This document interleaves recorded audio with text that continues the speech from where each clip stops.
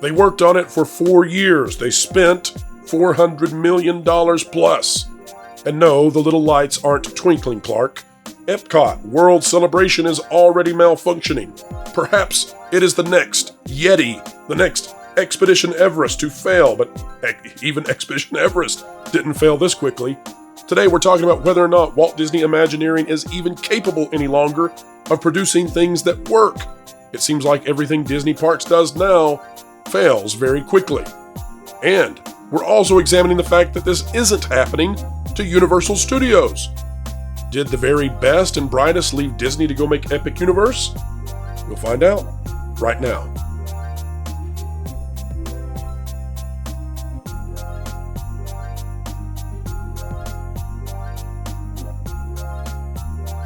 Hello, ladies and gentlemen, and welcome back to the WDW Pro channel, where we endeavor to explain entertainment and keep you ahead of the culture curve.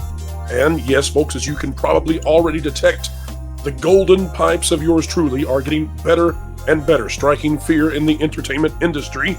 Laryngitis attempted to win, but laryngitis lost, much like Disney at the box office in 2023, and perhaps like their theme park success rate for the year as well. Joining us are two individuals of great success, however. That's Vash Sky and Lorena Creole. Welcome back to both of you. Hello, glad to be back. Thank you so much for having us on. We dive straight into our topic, and that is that apparently the Walt Disney Company can no longer construct things. Scary, I know, for a company that is building towers and a replacement for Splash Mountain, but here we are. This out of WDWMagic.com. Walkway alongside Epcot's Journey of Water remains closed following high-pressure leak. Remember, folks, this is brand new. The walkway alongside Journey of Water, inspired by Moana, remains closed as work continues repairing a high-pressure leak. It says construction walls block each entrance to the walkway, and a large section of concrete has been removed for the repair. Now, why does this matter? Why are we talking about this? This is usually not the kind of thing that we cover, just a little water leak. Well, it's because this is a brand new expansion area, and the construction walls are going back up again. Who would have thought? Now take a look at this. The issues grow and grow. From Mickey Views, Scoop, Epcot's new pathway lights, 10 sections of which no longer function a week after opening, were damaged due to excess pressure washing, which compromised water seals prior to opening. Pressure washing is also to blame for shorted out LEDs on the entrance area overhang. No testing of cleaning procedure for these industrial-grade LEDs was conducted prior to opening, misuse of which has resulted in the total loss of brand-new lighting equipment. This explains the long downtime for these broken lights, as it's not an easy fix. And this is funny to me. Source strongly defends the industrial-grade outdoor water seals, pointing out no watertight system withstands someone with 4,400 PSI. Pressure washer blasting water directly at it. Good Lord. We must have wanted to drill on those lines. But you know what's amazing to me, guys, is, and I want your take on this, and Lorena, I'll go to you first. In the past, the way that this worked was that when Walt Disney Imagineering was done with a project, be it a ride or an expansion or whatever, they would stay with the park until operations had this thing down pat, till they knew exactly what they were doing with it, and they could maintain it correctly and run it and all of that. Yep. Why was someone able to blast this sucker with water pressure that would take your skin off in a second? Why was somebody able to blast it with water without anybody being there to say, hey, let's not destroy the multi-million-dollar 4-year project in the first 2 days that it's been open? Lorena, what do you think? I think a lot of it has to do with the attitude, pretty much, of just get it done. Just get it done, put it out there, and the heck with it. As opposed to actually caring for something. Because when I look at this, I remember the fiber optic lights that used to be there, and they were under concrete, they were protected. I mean, rain, all of that. There seemed to be pride and ownership with that. With this, why, out of how many millions and how long, this whole area right here has been blocked off with walls, so much so that now in my brain, I just go around the walls. I still think the walls are still there. That they don't take care of this. Lorena, wait a minute. No. Wait a minute. $400 million, 4 years, and it worked for 48 hours. That's a great return on investment, right? You can see in that video Oh, right it's there that there are rings there not working. This is the inaugural night. Right. not. This thing hasn't worked since it opened. It's amazing. And so here's the question for both of you. We have heard through sources that Disney may be preparing for a defense where they're going to potentially be very harsh towards critics of Walt Disney Imagineering. They're going to prepare that for next year, likely ahead of Tiana's Bayou Adventure, which is the very unpopular replacement for the very popular, most popular attraction in the world, Splash Mountain. I'm not too confident in Splash Mountain's replacement if they can't get little lights in the ground to work. This, I think, is worrisome. I mean, and for those out there who are like, oh, Pro, come on, this thing is so complicated and so difficult and it's never been done before. Give me a break. This thing is not complicated. You know, your OLED TV at home is complicated. Disney's been doing this forever. Take a look at this image of Yes. the fiber optics. Take a look at this. They've been doing. Take a look at that. They did it at Avengers Campus. Thank you, Mice Chat, for that. Dusty Sage. Here's the issue. This is a Walt Disney company that can no longer do the things they once did, and they have forgotten engineering somehow. Vash, make it make sense for me, please. Well, this image that you just had up on screen was the arc reactor a couple of days after Avengers Campus had actually opened, where that in-ground lighting effect was damaged or came under some issues in which they had to address again. We've seen we've seen just crazy stuff, like, for example, Toontown. Toontown opens this year in March, and the Donald's boat splash pad play area has yet to open. It has been almost an entire year with this land being open, and one of the signature defining features that they evangelize about still hasn't opened. The fountain still hasn't worked the way it's supposed to. So for everybody wanting an Epcot fountain, just know that it probably wouldn't have worked on day one anyway. This right here, I mean, it's crazy, the institutional knowledge, or whatever you want to call it, that has just been lost from this company completely. And like Lorena said, there's no passion there. There's no care. There's no love.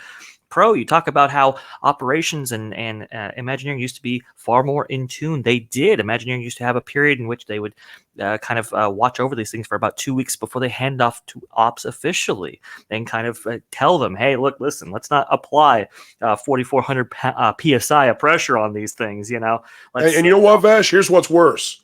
Please. My suspicion, although I don't know the standard PSI on those ground washing machines that they use at all the Disney parks, I don't know this to be true, but my suspicion is that there was no real idiocy involved in this from maintenance or from the third shift custodial crews.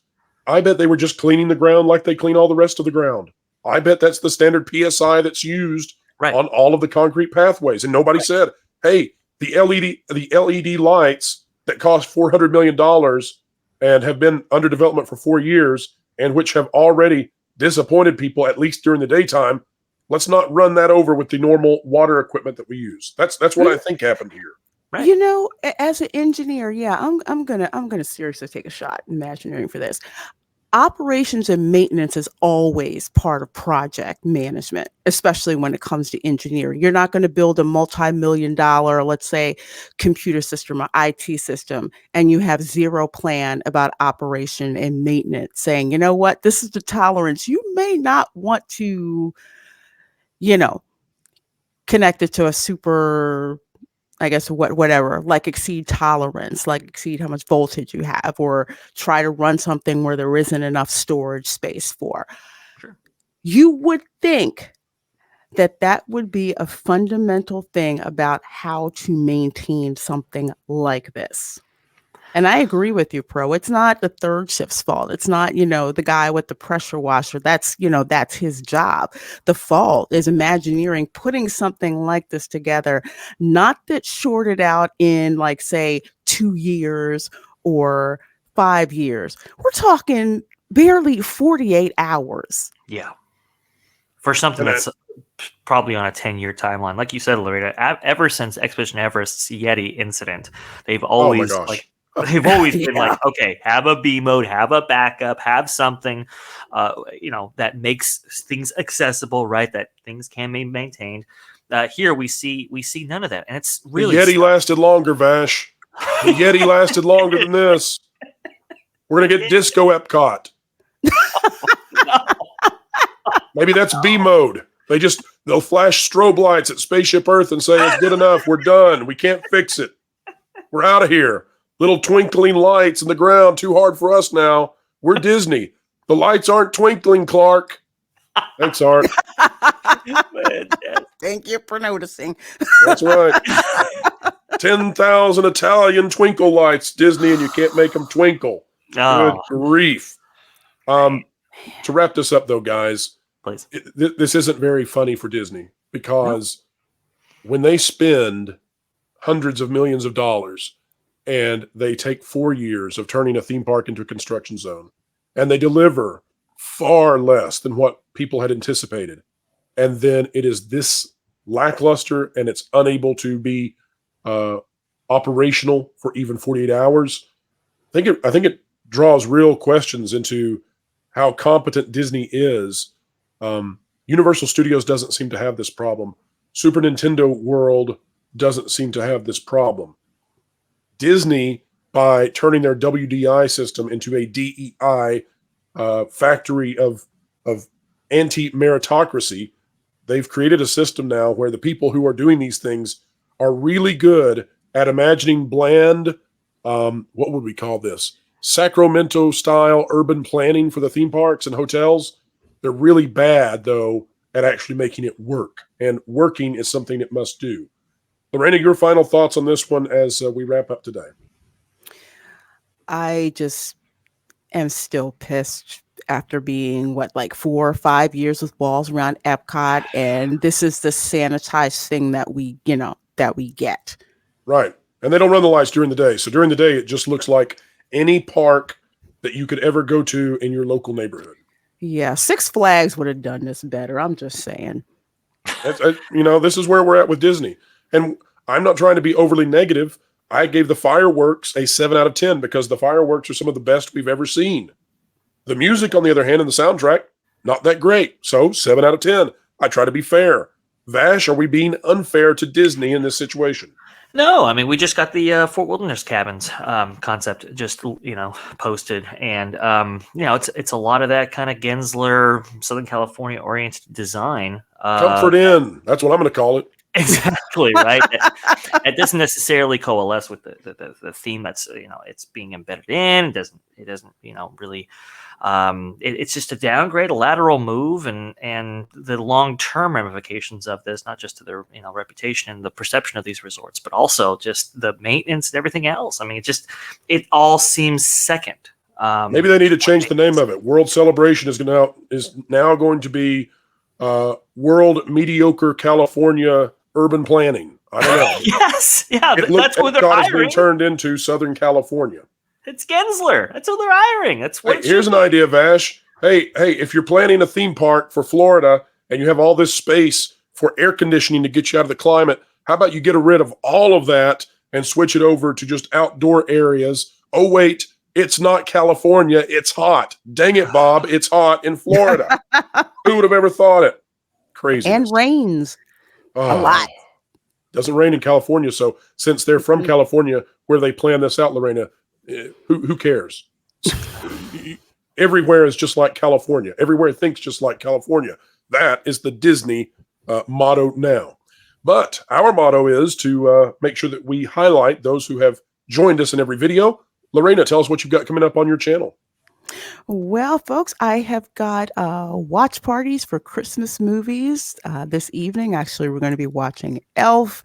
And of course, I will be doing more live streams from the parks on Saturday. I'm going to be at the Magic Kingdom enjoying the wonderful holiday decorations, holiday eats, and try not to blow a whole lot of money on souvenirs and shiny things. Oh, have some fun. It doesn't count. It's like food on Thanksgiving, Lorena. buying souvenirs near Christmas doesn't even impact your bank account, not one bit. That's what I've heard. Oh, that's what I want to think too. That's what I'm going to tell my accountant to start screaming at me. That's right. That's right. There's a reason that Planet Fitness does their best business in January, and I guess maybe accountants do their best as well. Vash, what do you got coming up on That Park Place? That Park Place, we've got the daily countdown as we do really great discussion videos, and we have a new time slot for our live shows. That's going to be 12 or noon Eastern right there, so definitely tune in for that on Thursdays. Great stuff there, and we got Theme Park Universe going on. We're going to be talking about on the next show, all things Universal, all things Europe, so you definitely want to keep that in mind as well. Fantastic, and yes, folks, we are defeating laryngitis. It is losing the battle against the golden pipes of justice for the entertainment industry. We beat them back if we're blindfolded and when we don't even have a voice to do so, powered by the gigawatts of every single one of you. If you'd like to empower this channel even more, consider clicking the like button, share, subscribe. And when you click it, you do indeed stick it to the algorithms. It's the notification bell. In the last video, we had all kinds of audio issues, and some people said, is that Pro's real voice? Folks, I'm here to tell you, if you want to hear my real voice, although right now it'd be impossible with laryngitis, but it's in the intro to every single Pro show. Just listen to that and you'll hear exactly what Pro sounds like, and it's no secret. It's very similar to what I sound like all the time on the channel. But apologies, folks, for the audio issues with the video from this morning with Andrew. Not holding it back, though, of course, because truth perseveres even in the face of audio and technical issues. Ladies and gentlemen, wherever you are and whatever you're doing, keep learning, keep growing, and keep having Clickbait. fun. Fraud. Drama queen. Ugh. I wish there was a channel that was 5 to 6 minute news reads without the drama, frauds, and clickbait that could accurately let me know the current news, providing my crucial context utilizing all the different That Park Place contributors and creators. Well, stupid. There is. It's the That Park Place YouTube channel, which will be going live real soon, so make sure you're subscribed, so you can really stick it to the algorithms. You're joking. Nope.